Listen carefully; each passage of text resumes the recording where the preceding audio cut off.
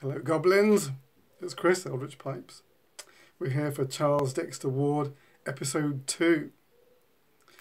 If you are familiar with the story, you might have noticed that the character of Joseph Kerwin has taken a back seat. The original story spends quite a bit of time telling Joseph Kerwin's tale and the background to that. And very much in this adaptation, he's taken a back seat. But they bring in some other characters that really sort of broadens the landscape that the tale is happening in. We're kind of one or two steps removed from the original events, if you like, which I think allows for a lot of interesting storytelling.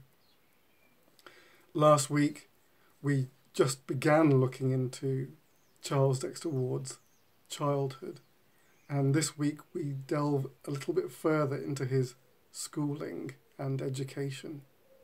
Alright, I'm going to be smoking, I'm not going to be doing any work today, I'm going to be smoking my straight grain billiard, and I'm going to be smoking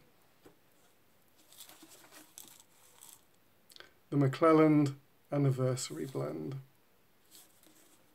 which, as I recall, I haven't smoked it for a while, but as I recall, is a very interesting Virginia.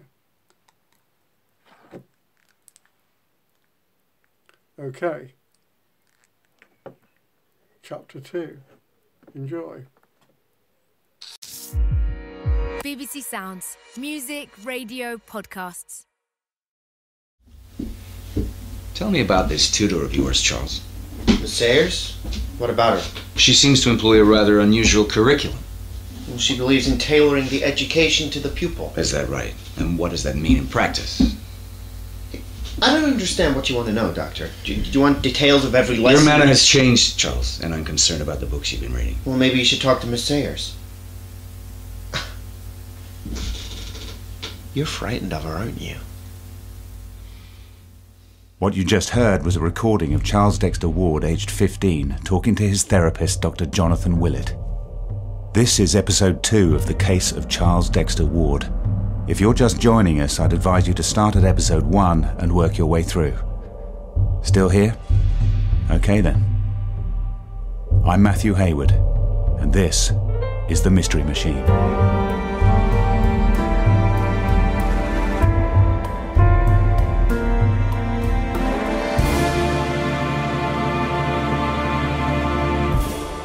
At this point, Charles had been excluded from his school. Hello? And was being tutored at home by a woman named Barbara Sayers. Hi, Miss Sayers?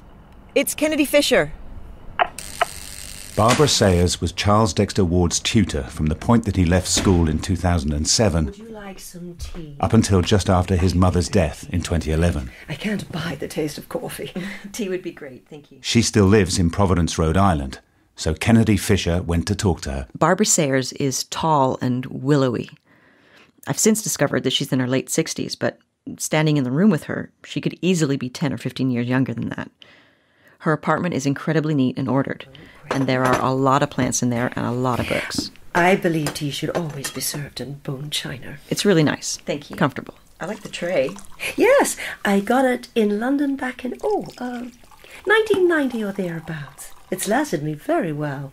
What is that design? I haven't seen that before. The tea tray has a really unusual motif on it. It's a series of circles, or maybe globes, I guess, joined by this web of interconnecting lines. I have no idea. I just like the look of it. You're recording all of this? If that's okay. I don't imagine your listeners are very interested in my tea tray. Well, we'll probably cut that bit out. But... Well, certainly. You just fire away. So we talked a little bit on the phone, so you know we're doing a story about Charles Dexter Ward. Indeed. And I was hoping you could give us some insight into... Insight? Oh, well. You taught him after he was removed from school. Yes. Mr. Ward was adamant Charles should have an equivalent education to that which he would have received in high school. I flatter myself that we did a little better than equivalence. Charles was a very good student. Oh, very attentive. Really? Yes. Because I'd been led to believe by the principal of the school that... Well, that place wasn't really set up for... Modern education is a factory system, you understand. They want to turn out a certain kind of person into the workforce, and anyone that doesn't conform... So you think the problem was with the school? The problem was that Charles was far too bright for that environment. I believe it bored him. And when you bore a 14-year-old boy, well, then you have trouble on your hands. But he was no trouble for you? None whatsoever, no. A delight to teach. But he was already seeing Dr. Willett at the time, is that right? Well, that man... Dr. Willett. You know, I suppose, what became of him. I do. So I think that calls into question anything he had to say on the subject of Charles Dexter Ward. Wouldn't you agree? Well, nonetheless, though, if the Wards thought it was necessary for Charles to That see was it... his mother. A delightful woman and very capable, but, well, I believe she was prone to fashionable views about child psychology. So you never found Charles to be, in any way, dark? Heavens, no. A delight. Okay, but he was incarcerated. Incarcerated? In a secure psychiatric... Well, that was Dr. Willett's doing. And as I say, we know what became of him. As I explained to you on the phone, we're at the early stages of our investigation, so we don't yet have a sense of what might be important and what might just be... There's a recording of a conversation between Charles Ward and Dr. Willett. Oh, God. The name Joseph Kerwin, does that mean anything to you? I see your agenda here. I don't think it's cheap sensationalism, and I'm sorry, but I'll have no part of it. Well, I had hoped you were intending to find poor Charles Ward. Well, that would certainly be... I think a step along the way would be to discover the kind of person he was, wouldn't it? I believe I've told you that, Miss Fisher. Charles Dexter Ward was a charming boy and a diligent student. Beyond that, I'm afraid I have nothing more to say, and I'm certainly not prepared to start digging up the past of that poor family for your... Sorry. You've wasted both our time coming here. Hello? Well, that was weird. Haha, tell me. Well, she's kind of eccentric, I guess. I had heard this. This is George Shepley, the school librarian. He'd asked me to check in with him after I'd met with Barbara Sayers. He'd hinted that he had something to say about her, but he wanted me to meet with her first. She kind of freaked out towards the end. Okay, what was the trigger? Well, she's really not a fan of Dr. Willett. But actually, it was the mention of Joseph Kerwin that really seemed to rile her. Okay, I don't know who that is. No, neither do we yet. It's a name that came up in a recording we have of Dr. Willett talking to Charles Ward, but we don't... Wait. Is this the cult leader? The what? There was a guy, maybe his name was Kerwin. I think it was. This would be years ago, late 70s, early 80s, one of those siege-type scenarios. Bunch of people, some kind of cult, holed up in a house, and the FBI had the place surrounded. Big gunfight, maybe a fire. I think this Kerwin guy was like the guru or whatever. I think he died. He got shot or died in the house somehow. Okay. So what were you going to tell me about Barbara Sayers? That she's a witch. Seriously? No. Okay, maybe not. But I did hear she was into some pretty wacky stuff back in the day. But I think it was more like hippie stuff. But maybe she knew this Kerwin guy? Yeah. I don't know how that fits into anything. It doesn't matter. That's not actually what I was going to tell you. Okay. So Well, you asked me who would let a 14-year-old check out books on the occult. Right. So who do you think was the school librarian back in 2007? Oh, my God. I know, right? Barbara Sayers and Charles Ward apparently had this big connection, and when he got kicked out of the school, she quit and went to work as his tutor. She even looks like a librarian. I find that to be an offensive stereotype. How could you not tell me this before? I was interested to know if she'd volunteered the information. I have her resume here from the school files. Can you scan it to me? Sure. Or I could give it to you if we met up. Maybe dinner? Or... So, are you going to have dinner with him? That's the question you wanted to ask after I just unloaded all of that? It is. Well, it's none of your business. Which is not a no. Did I dial the wrong number? Is this a relationship counseling session? No? Okay, none of my business. So, are you going to go back to Barbara Sayers? Yeah, but not today. I don't even think she would answer the door to me today. And even then, what am I going to say? Were you a librarian? Did you know a cult leader? I think we need more. Makes sense. So, what next? Well, I'm about to get on a train to New York. And what's in New York? Tyler Green. I found him. So we're leaping ahead a little here. We wanted to understand more about Charles Dexter Ward's background, and so Kennedy and I had been going through the recordings we had of his conversations with Dr. Willett. Tyler Green's name came up in this one, from when Charles was about 12. What did you do today, Charles? I read. All day? Yes. You didn't go outside, young boy, in glorious weather like this? So what were you reading? Just books. What books? And letters. Letters from who? I don't know. Well, who sent you the letters? No one sent them to me. I found them. Reading other people's correspondence is, Can I see these letters? I burned them. I don't believe you. Where did you find the letters? I didn't find them. Tyler found them. Tyler? Tyler Green, your friend? He was my friend. Well, what happened? He moved away. I'd like to move away. But where would you go? London. London? London, England? And what would you do in London?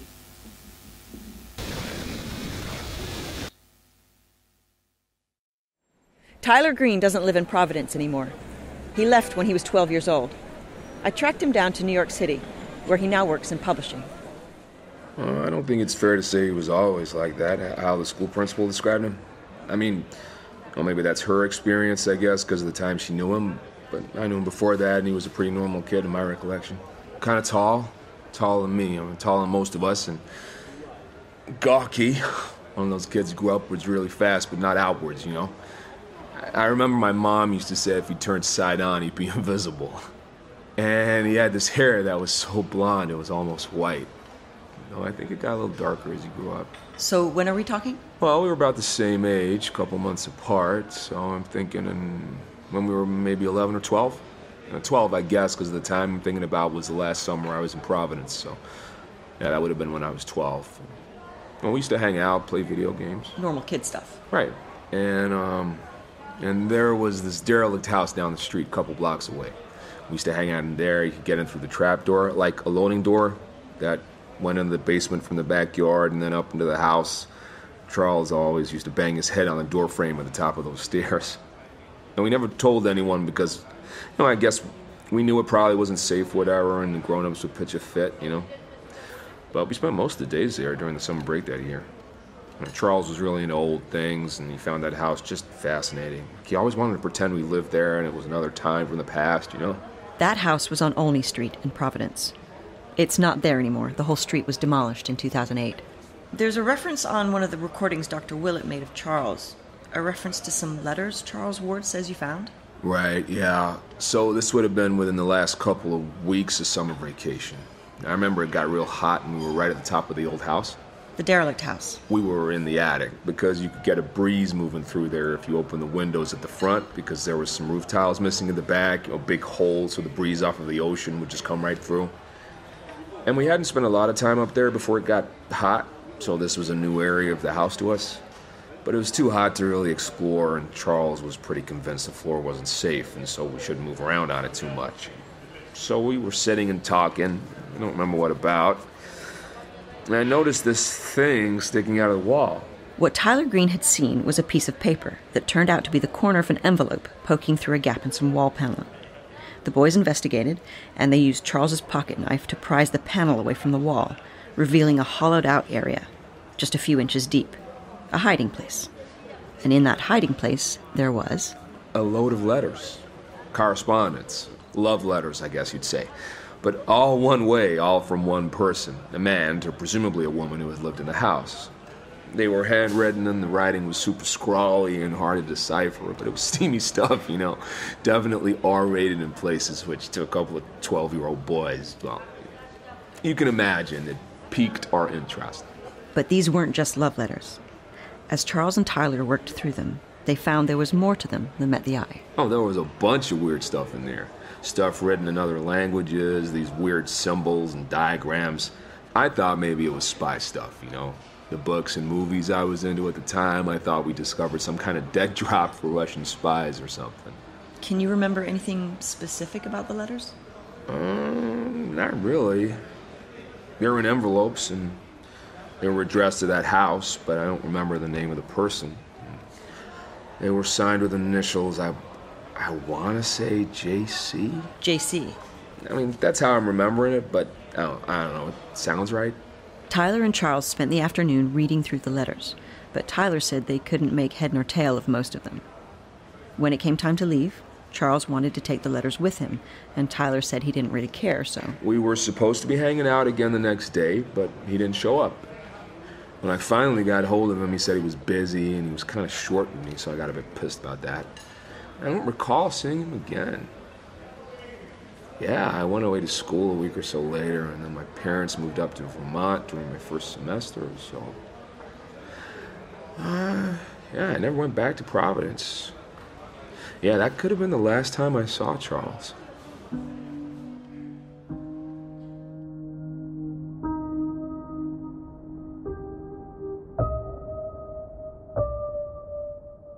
Hi, could you help me? I'm looking to find out who owned a house that was demolished here about 10 years ago. Back in Providence, I went to City Hall to get a look at their records and see who owned that house.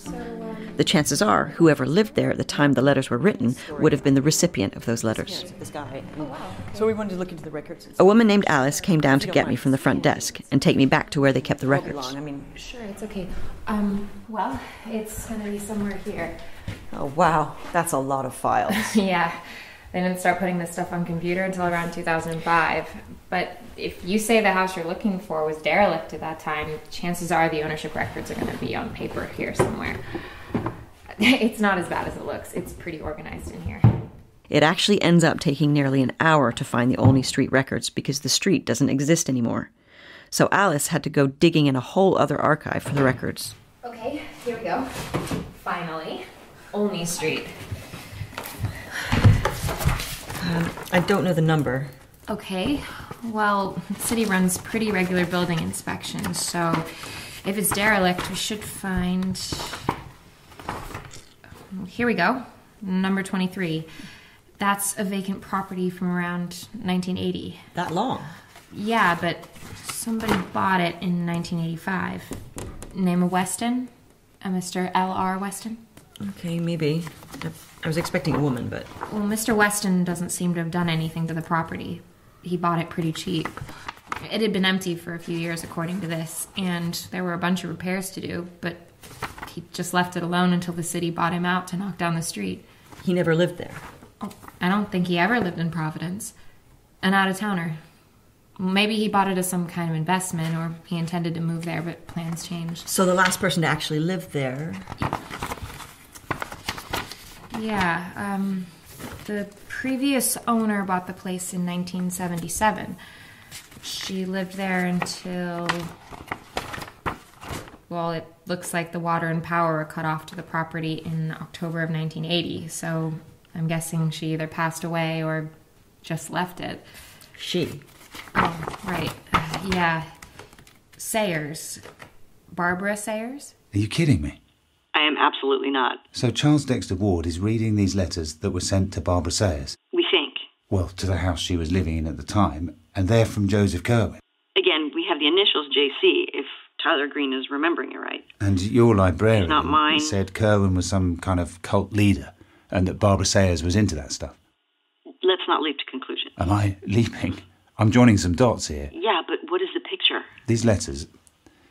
Are they the thing that turns Charles Dexter Ward from a regular kid who's out playing with his friend during the summer holidays into this dark character people are describing? Honestly, I don't know. The timing works out, but whether the letters were the specific trigger... If something in those letters led him down this path into reading about the occult, and... Where are the letters? I have no idea. Well, it must be somewhere. What happened to Charles Ward's possessions after he went into the psychiatric unit? I'm working on that. If we could get those letters. Yeah. You need to go back to Barbara Sayers. Would it be super chicken to take someone with me? No, you absolutely should. Every indication is that this woman is not... You should not go back in there alone. And you're going to confront her with this? I wouldn't say confront, but I have some questions. Like, are you a witch? That may not be one of them. Right, but it's going to be the thrust of the thing. Do you want me to ask that? I would love you not to ask that. You want me to be strong and silent in the background? I want you to be strong and silent waiting in the car. It's left up here. We're both librarians. You're worried if we get face-to-face, we're going to get into it about the Dewey Decimal System, derail the whole... That would make an awesome podcast episode. Someone should do that. Just each episode is 2 librarians discussing different forms of classification. Is that? That's Barbara Sayers' house. It's on fire.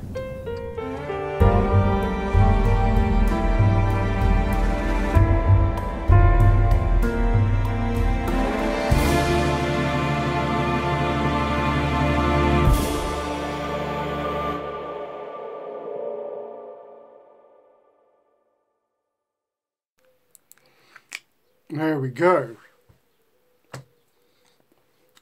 Dramatic cliffhanger finish. Yeah.